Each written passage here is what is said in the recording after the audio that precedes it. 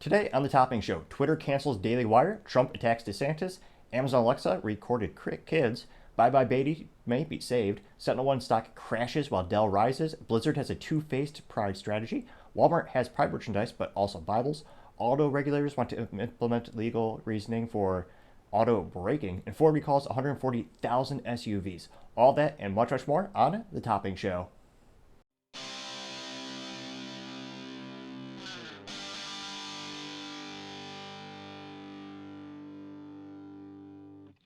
Thank you for taking the time to tune in today. Today's episode of Topping Show is sponsored by Topping Technologies. Topping Technologies is an IT value-added reseller and services company with a special proficiency in IT cybersecurity.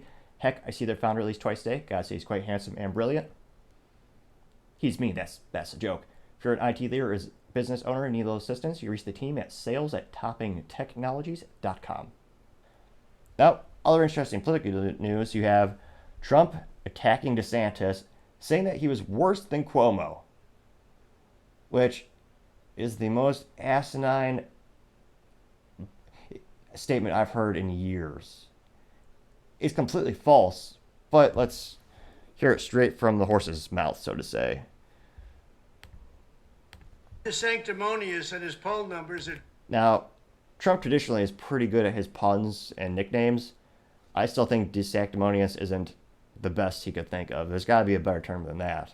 dropping like a rock. I would almost be inclined to say these are record falls.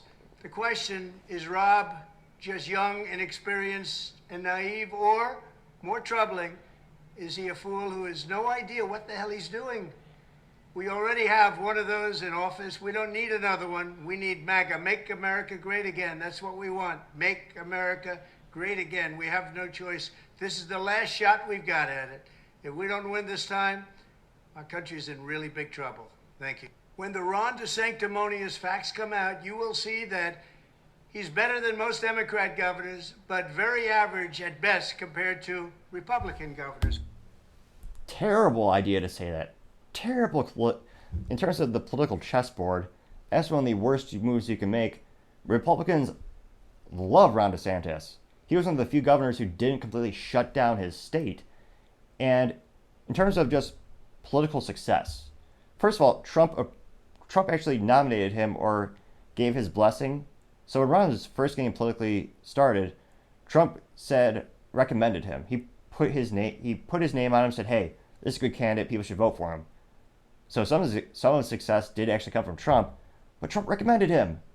And when the first time Ron got elected, Ron DeSantis, he won by less than 1%. The first time he ran, he won by less than 1% of the vote. The second time when he ran for re-election, it was about 20%. That type of spread in politics is unprecedented. It is perhaps the most successful increase I've seen in my life. I mean, I can't think of another politician in my lifetime that has had such an increase in voter turnout and such an increase in people voting for you. And people did that during COVID. They saw what he did, and that's why they reelected him. So it's just, the statement is not factual. Who have done a fantastic job. How about the fact that he had the third most deaths of any state having to do with the China virus or COVID? Florida also has one of the oldest population in the United States by far.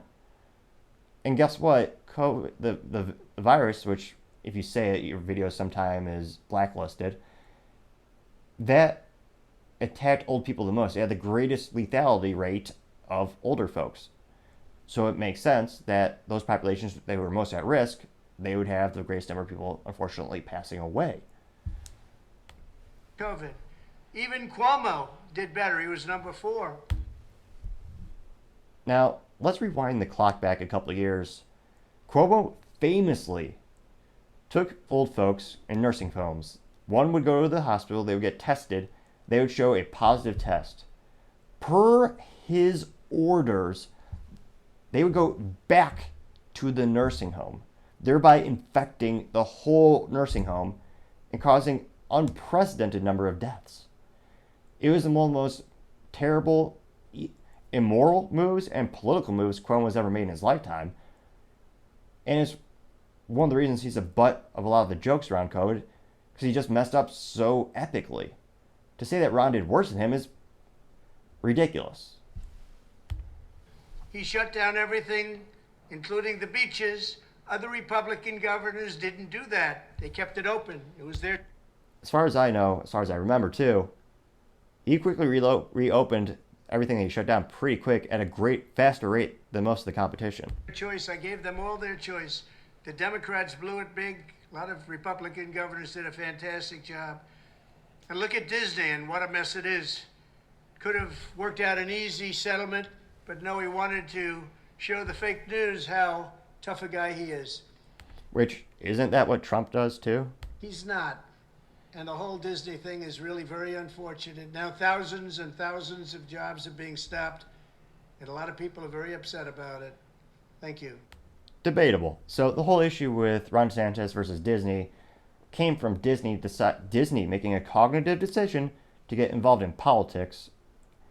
And they decided, Disney thinks it's a good idea for teachers to indoctrinate and tell children about sex, specifically all types of sex. Now, it was called the Don't Say Gay bill, which was a pejorative term used to be politically charged to get people to not like DeSantis. The bill is actually called the Parental Rights Bill, I believe. It wasn't good enough of a term or acronym for me to remember it, but the bill says you're not allowed to discuss sexual themes, any kind, straight or gay, with children if they're under third grade, which one would think that would be common sense, but Disney said, no, we are against this bill. We want teachers to have the right to tell kids about all those things when they're in kindergarten or first grade. I can't think of a single conceivable reason why that would be appropriate or a good idea. Now, that sparked the political headbutt between DeSantis and Disney. Disney is one of the largest employers, especially in Orlando. They said it was the largest in the state, but I don't know if that's quite right. I saw a couple articles. They are the number one in the city of Orlando because that's where their little theme park is. Now, they're going to expand it with an additional office, and recently Disney said they're not going to do that.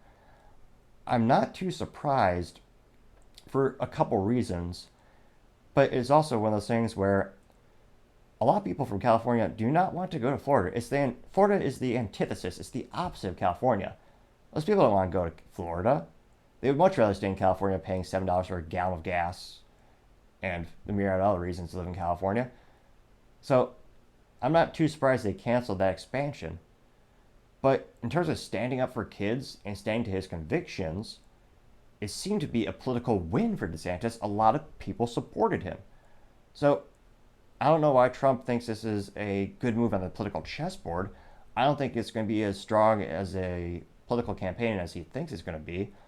I think it'd be more prudent to have more political messaging around your opponents. Well, I know it's a primary, so they're all fighting for the nomination, so they're currently opponents. But in terms of what's affecting Americans on a day-to-day basis, Trump would probably have a much better time going after Biden, Kamala Harris, the people who are currently in power and causing a lot of situations Americans are struggling with these days, including a 40-year high hyperinflation.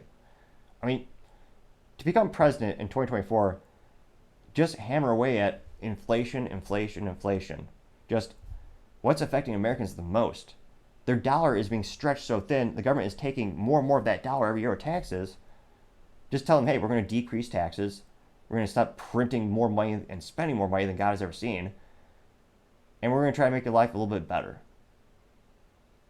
And I'm not a political genius. I'm not even a political analyst. I just kind of take a look at the situations and do a little research. I mean, my 2 cents is if you were to have a laser-like focus on those topics, there'd be a lot more positive reactions to these types of videos.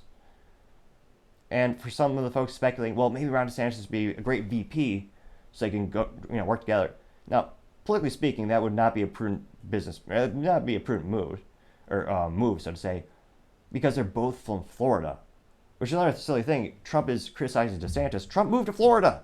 He was famously living in headquarters in New York for most of his life, but he moved to Florida, which, again, in terms of political, when you're running for president, you want a VP who's in another state, probably more of a purple state or a swing state, so you can gather up some support there and have that state go to your political side of the aisle.